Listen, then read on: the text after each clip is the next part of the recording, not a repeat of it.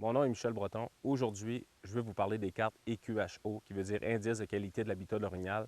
Pour ceux qui ne seraient pas très familiers avec ce type de cartes-là, c'était fait à partir des cartes éco-forestières, où ce que j'ai codé par ordre de préférence, la densité du bois, l'âge de la forêt, la hauteur, le type d'essence, qu'est-ce qui accompagne. Un bon habitat va ressortir sur une carte s'il est bien accompagné. C'est assez complexe. Je ne vais pas tout réexpliquer ça aujourd'hui. Mais s'il y en a qui s'intéressent, ils veulent voir comment ont été fait ces cartes-là, allez voir sur ma chaîne YouTube, vous allez voir carte EQHO, première et deuxième partie, où j'explique en détail comment ont été faites ces cartes-là. Maintenant, je veux aller un petit peu plus profondément. Premièrement, l'efficacité de ces cartes-là, ça fait 2 automnes que les chasseurs chassent avec ça. On a quand même vendu, pas des milliers, mais plusieurs cartes EQHO à travers la province. Puis pas des milliers, mais quand même beaucoup. Puis je vois vraiment, moi je savais que ça allait être bon, je l'avais dit, que ça allait être un produit qui, plus à long terme, à court terme aussi, mais surtout à long terme, qui aurait révolutionné le monde de la chasse à l'orignal au Québec. Puis je savais que ça allait être bon parce que j'avais testé ces cartes-là de façon rétroactive. J'avais été voir des territoires que je connaissais bien. J'ai fait sortir une carte EQHO pour savoir si ça allait me donner les bons indices de qualité d'habitat aux bons endroits dans des territoires que je connais par cœur ou presque, un peu partout au Québec. Puis 9 fois sur 10, la carte ne me mentait pas. Maintenant, je le vois. Plusieurs chasseurs me parlent, que ce soit dans des salons chasse-pêche que je fais presque tous les hivers. Je fais 1 ou 2, peut-être 3 salons. J'ai des commentaires des chasseurs. Puis dans mes formations que je donne, je demande tout le temps aux chasseurs s'il y en a qui chassent avec ça depuis 1 an ou 2, parce que ça faisait juste 2 automnes. Je leur demande s'ils ont trouvé ce qu'ils voulaient. Pas nécessairement qu'ils ont tué un orignal, c'est pas ça. Si les 180 000 chasseurs d'orignaux au Québec avaient toute une carte, ils ne s'en tueraient pas. C'est pas tous les permis qui seraient remplis, là. C'est pas ça. C'est qu'ils ont trouvé des indices. Il y en a qui ont tué un orignal, beaucoup, grâce aux cartes EQHO. Allez voir sur ma page Facebook les commentaires que les chasseurs mettent. C'est sûr, sur le nombre qu'il y en a qui vont avoir tué avec ça, c'est juste la loi de la moyenne. Ce qu'il faut savoir, c'est à quel pourcentage c'est efficace. Puis moi, je vous dirais, de ce que j'entends des chasseurs, les chasseurs me le disent, il y en a qui me disent on n'a rien trouvé, c'est que la carte me dit d'aller prospecter, d'aller voir, il n'y avait rien de bon là, même si c'était pas marchable. Ça arrive, mais c'est extrêmement rare, je dirais à peu près une fois sur 10 que l'indice de qualité d'habitat induit le chasseur en erreur. Ça veut dire que 8-9 fois sur 10, facilement, où ce que la carte dit d'aller, le chasseur va trouver ce qu'il veut trouver là-dedans. Des orignaux ou des souilles, des arbres frottés, des arbres cornés, des indices, des traces, du broutage. Il trouve les orignaux. Parce que tout passe par l'habitat, tout passe par la forêt. N'importe quel animal va fréquenter un habitat pour combler ses besoins fondamentaux. Fait que les orignaux ont des besoins très exigeants, donc ils vont être très exigeants dans leur type d'habitat qu'ils vont sélectionner sur leur territoire. Puis ces endroits-là, ces cartes-là vous disent où sont ces territoires-là. C'est très efficace. Moi, je le vois, là. Puis ceux qui ne connaissent pas ça encore, vous allez en entendre parler au fil des années parce qu'un bon produit va toujours passer à travers les années. Puis, bon, ce que je veux dire par là, c'est que ce que je veux dire par ce message-là, je veux, premièrement, comment commander une carte. Je vais vous montrer vraiment comment commander une carte EQHO. Premièrement, si vous écoutez ça là, au mois d'août, au moment que je fais cette vidéo-là, on est presque à la mi-août. Puis, le délai est quand même assez long. C'est très complexe de commander une carte EQHO. La compagnie GLC Géomatique va mettre en processus le programme pour sortir à partir d'une carte écoforestière à votre territoire. Ils vont aller voir si sur Google Earth, il y a des chemins qui sont sur Google, qui ne sont pas sur la carte. Si c'est le cas, ils vont superposer et tracer le chemin. Ça prend beaucoup de temps à faire une carte EQHO. Il y a beaucoup ça se fait pas en 15 minutes. C'est pas de prendre les coordonnées puis imprimer la carte puis mettre ça dans un rouleau puis la poster. C'est beaucoup plus complexe que ça. On parle d'un délai à peu près de 2 semaines. Fait que si ça vous intéresse, attendez pas. Commandez aussitôt que vous pouvez parce que si vous attendez trop tard, vous risquez d'avoir votre carte. Si vous commandez une semaine avant de partir pour la chasse, c'est sûr que vous ne l'aurez pas. Vous allez l'avoir pour l'automne prochain. Premièrement, il faut établir l'échelle que vous voulez avoir. Une carte, un QHO, il y a deux échelles disponibles, un en 20 000 et un en 10 000. Un en 20 000, il va avoir 15 km de long, de large, c'est-à-dire, sa largeur, et 11 de haut. C'est l'échelle en 20 000. Fait que 1 en 10 000, c'est divisé en deux, 7,5 par 5,5. Si vous avez un plus petit territoire, vous pouvez prendre juste une carte à 1 dans 10 000. Si votre territoire est assez grand, allez-y pour évidemment 1 dans 20 000.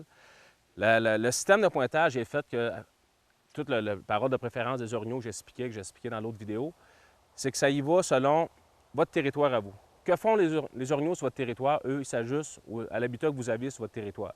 Ils ne savent pas, eux, que peut-être 100 km plus au sud ou plus à l'est, à l'ouest, peu importe, Il y a le territoire est excellent pour eux, plus de nourriture, meilleur secteur. Ça peut être un parc national où il n'y aura pas de chasse. Ils ne savent pas ça. Donc, ils s'adaptent au territoire que vous avez. Et c'est ce que fait le système de pointage. Parce qu'il y en a qui m'ont dit, ça est arrivé une couple de fois, ils ont dit, moi, je ne comprends pas ça.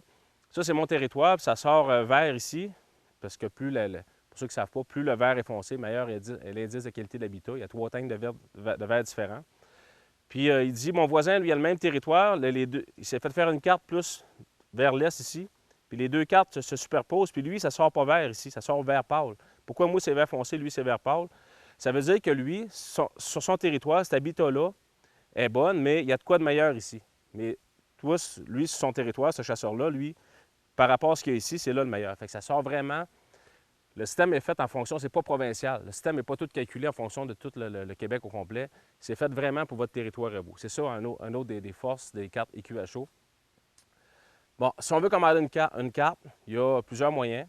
On peut, premièrement, il faut aller sur le site de macarte.ca, www.macarte.ca. Ça, c'est par Internet. On peut aussi le faire par téléphone, ou je ne sais pas le numéro par cœur, donc je le montre à l'écran. Vous appelez à ce numéro-là, c'est directement à la compagnie GLC Géomatique. Puis ils vont vous dire comment commander une carte. Si vous appelez, allez chercher les coordonnées. Bon, maintenant, comment aller chercher les coordonnées de votre territoire? Vous allez sur le macarte.ca. Vous choisissez carte EQHO. Et puis la description. On peut aller rentrer les coordonnées, évidemment, ici. Mais on peut aller sur Google Maps. Et ici. Alors, on rentre le satellite ici. Puis, on a la position ici. Supposons, je m'en viens ici. Je viens de commander une carte. Je sais à peu près ce que je suis. Comme ça.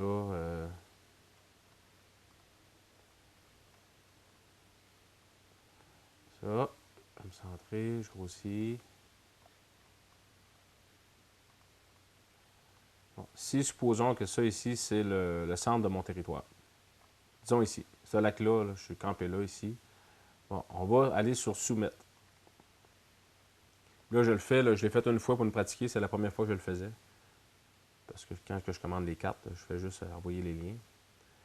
Là, on a le choix ici entre une échelle de 1 en 20 000 ou 1 en 10 000. Bon, comme je disais, 1 en 20 000, c'est 15 par 11 km, puis 1 en 10 000, c'est 7,5 par 5,5. Alors, supposons que je choisis l'échelle 1 en 10 000. La carte, c'est ça que ça va me donner. Ça va être le territoire que ma carte va couvrir.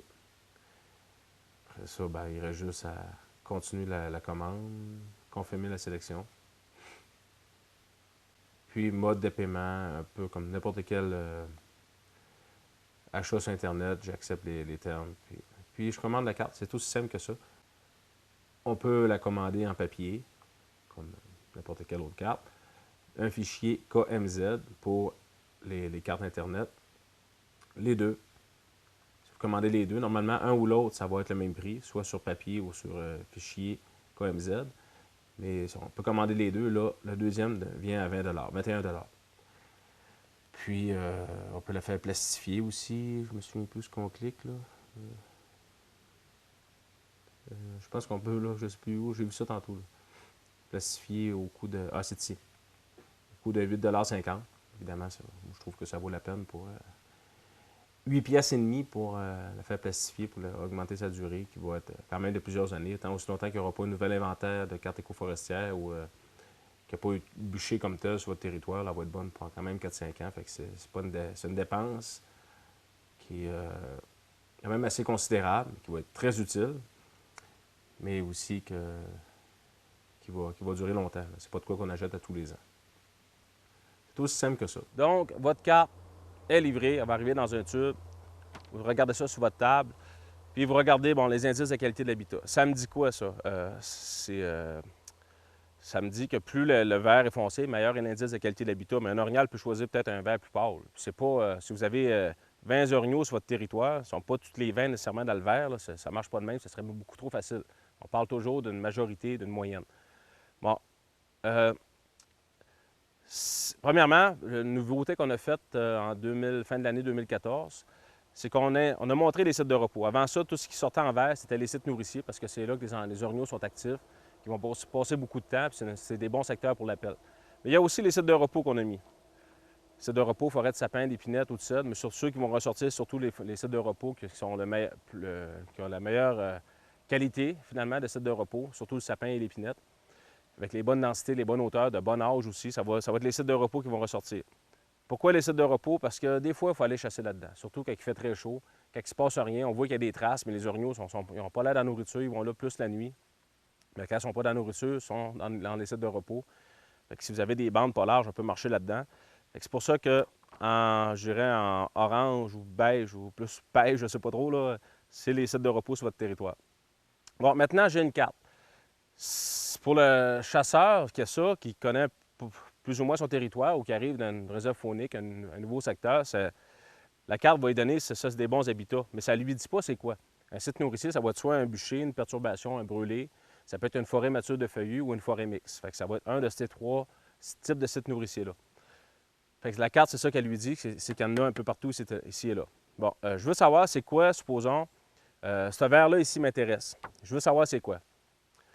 Bien, il y a deux moyens de le savoir. Premièrement, on regarde sur une autre carte, ce type de carte-là. Le moyen le plus simple de savoir qu'est-ce qu'est le vert en question. Ici, c'est une carte un petit peu plus vieille qui n'a pas les sites de repos. C'était dans les premières. Je regarde, je vois le lac ici, je regarde que c'est vert. Je ne sais pas c'est quoi qu'il y a de vert ici. Supposons qu'un chasseur ne connaît pas trop son territoire. Puis, il veut savoir c'est quoi qu'il y a de vert ici. Bien, ce qu'on peut faire, c'est d'aller voir sur Google. Alors, vous voyez qu'est-ce qu'il y avait de vert finalement. C'était tout ce bûcher-là ici, comme ça. Puis, c'est ce qui apparaissait de vert sur la carte. Un autre moyen de le savoir, je veux savoir c'est quoi qu'il y a de vert à l'ouest de ce lac-là. Google va me donner une idée, mais ce ne sera pas jamais aussi précis qu'une carte écoforestière. Fait que je me zoome. Supposons que je me concentre sur ça ici. Je vais aller marcher ça, ce territoire-là ici. Puis, qu'est-ce qu'il y a de vert là-dedans? Bien, la carte écoforestière, vous voyez qu'est-ce qu'il y avait de vert? Tous ces peuplements-là ici, comme ça. Tout ce qu'il y a de vert ici. C'était un regroupement de forêts mélangées, de forêts mesquites, les forêts favorites. Du sapin avec du bouleau blanc, du bouleau à papier. Ici, c'est du cèdre avec du bouleau blanc, du sapin avec du bouleau blanc. Même chose aussi avec du dénudé humide.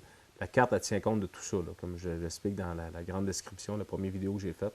C'est pas juste si cet habitat-là est sorti en vert, c'est parce qu'il y a du dénudé humide, il y a des sites de repos. C'est une forêt mixte, oui, mais c'est parce qu'elle est bien entourée. C'est pour ça qu'elle est ressortie comme ça. C'est pas juste un habitat, c'est ce qui fait vraiment, vraiment la force des cartes EQHO. Et ça peut vous aider sur différents aspects. Comme, supposons que je vois une trace orignale qui est montée ici dans le chemin, puis qui a décidé d'aller par là. Puis, je vois l'orignal a tourné ici. Qu'est-ce que je vais faire? Supposons que j'ai un vent de nord-ouest ou du nord ou de l'ouest. Je peux partir, marcher comme en arrière. Des fois, le sol est propice à pister. Ou je surveille l'accès, puis je peux aller prendre la montagne dans l'autre sens. Mais j'ai une trace qui s'en va par là. Bien, en ayant les cartes, je vais regarder pourquoi que l'orignal a viré là. Quand un orignal marche longtemps, supposons qu'il a marché dans le chemin, il s'en venait longtemps, il marche 500 mètres, 1 km, puis il décide de tourner vers ici, vers l'ouest, supposons. C'est pas un hasard. Quand un orignal marche longtemps dans le chemin comme ça, puis d'un coup, il décide de tourner, ici, où est-ce qu'il s'en va, cet orignal-là, puis où est-ce qu'il s'en va? Dans les bons habitats. Souvent, les orignaux qui marchent longtemps dans le chemin comme ça, c'est des mâles, puis sont à la recherche de femelles, sont à la chasse aux femelles. Il a tourné par là. Pourquoi il s'en va des bons habitats? Parce qu'il sait que les femelles se tiennent là, peuvent rester assez longtemps dans les combinaisons sites nourriciers, sites de repos. J'ai reçu énormément de bons commentaires sur les cartes EQHO. Vraiment un produit efficace. Ceux qui en ont fait l'essai et qui sont allés marcher dans le bois ont vraiment trouvé ce qu'ils voulaient trouver dans plus de 90% des cas. Alors, une fois tout ça établi, on sait que ça ici, supposons, c'est une forêt mixte. Bien, je veux y aller, je vais aller marcher ça. Bon, il y a plusieurs moyens. On peut avoir aussi la carte, comme j'expliquais directement dans le GPS. J'ai un GPS assez récent comme celui-ci, je peux avoir les cartes, ou sinon, j'ai au moins les cartes EQHO, au moins j'ai la carte topographique où que je peux voir le lac. J'ai mon GPS, je vois le lac, je suis ici, bien, je vois ce que je suis. Je m'en vais par là-bas, je vais arriver là. C'est quand même assez simple. Si, supposons, je vais aller marcher, disons, ce vers-là ici, on voit que j'ai un chemin ici comme ça. J'arrive ici. Si je vais aller marcher vraiment là, sur le dessus, Qu'est-ce que je fais? On enlève le chemin qu'il y a là, c'est que je prends mon GPS puis je vais porter le curseur ici. Si j'ai la carte dans mon GPS, ça va être plus facile, mais je vais porter le curseur là, ou supposons je vise le dessus d'une montagne, supposons plus comme ici, je vais le porter là, puis le GPS, il y a les bons paramètres qui sont cochés, ça va vous donner le degré pour aller là. À partir de là, prenez votre boussole. Moi, j'aime mieux travailler avec la boussole. J'ai commencé avec la boussole. J'allais dans le bois avant que les GPS sortent. Puis je ne vous conseille pas non plus de prendre le bois sans boussole. Je vois que c'est le degré par là-bas, supposons le degré 47. Je prends ma boussole, je vois au degré 47, puis je marche vers là. Là, je n'ai pas besoin de suivre, comme on ferait de l'inventaire forestier, le degré à tous les arbres non plus. Là. Je bifurque un petit peu, le bois était sale un petit peu. Là, je sais que le degré 47, c'est peut-être plus lui après 10 minutes de marche. Puis je me corrige, je regarde encore le point, est-ce que j'ai rentré un point GPS ou est-ce que j'ai tout simplement mis le curseur qui me redonne le degré, la distance pour y aller. Fait que je vois partout ce que je veux. Même avec le GPS le plus ancien, là, les premiers, il n'y avait même pas de carte. C'est un écran comme ça. Là. Il est fermé, il n'y a plus de batterie. Tout ce que ça faisait, c'est qu'en avançant, ça traçait le chemin que je faisais. Bien, laissez votre GPS ouvert, puis promenez-vous dans les chemins, il va tout tracer les chemins. Fait qu'une fois que j'ai ces chemins-là de tracer ici, supposons, bien, je lisse mon GPS, fait que j'ai un point de repère. Fait que je vais aller marcher ça ici, ce site de repos-là.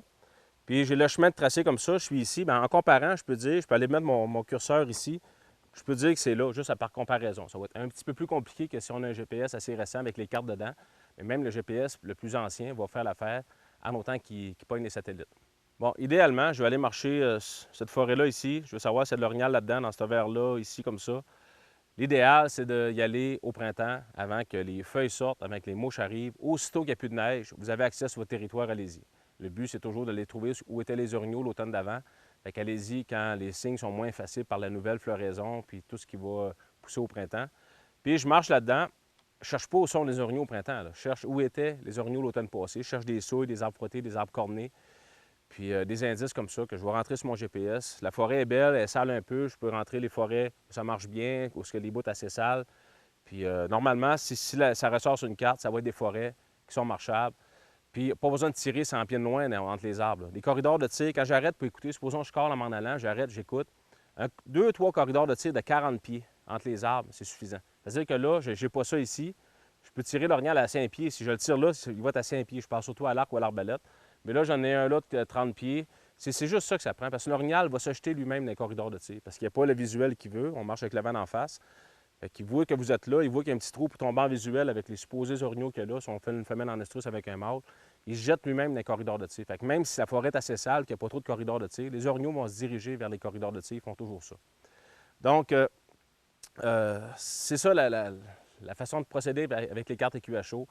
D'en commander une, c'est sûr, le plus tôt possible si vous voulez l'avoir pour cet automne. Puis voir c'est quoi le vert que la carte nous dit, soit avec une carte écoforestière ou l'image satellite. Allez marcher là, idéalement au printemps. Là, on peut faire une reconnaissance à l'automne, il n'est jamais trop tard. Trop tard pour prospecter. Puis après, ben, on chasse là-dedans dans les signes qu'on a trouvés. Puis vous allez voir, comme énormément de chasseurs m'ont dit, il y en a qui m'ont dit, nous autres, ça a confirmé. On savait que c'était là qu'étaient les orignaux. On a acheté la carte, puis on a vu, hey, c'est là.